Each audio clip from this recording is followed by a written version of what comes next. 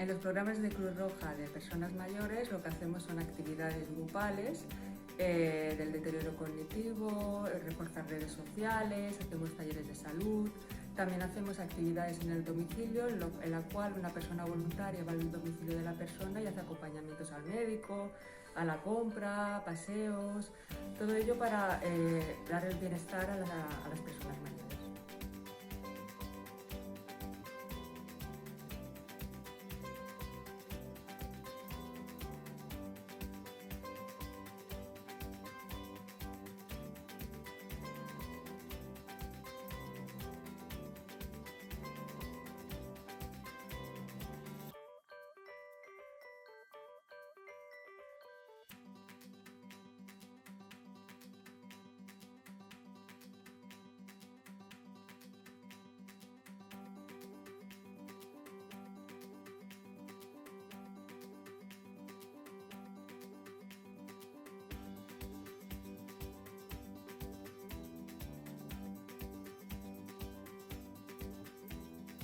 Cuando vienen a hacer aquí las actividades, se les olvida su soledad, porque se relacionan con los demás compañeros, haciendo las actividades. Se les olvida las enfermedades y ellos están deseando que volvamos otra vez a hacer, que vamos a hacer las excursiones.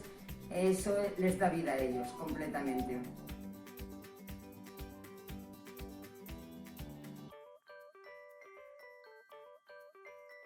Yo siempre procuro ir a los sitios para hacer algo. Porque aparte de que yo estoy en casa y hago puntos y hago muchas cosas, lo paso fenomenal. Ya te digo, estoy deseando de venir, de que pase la semana.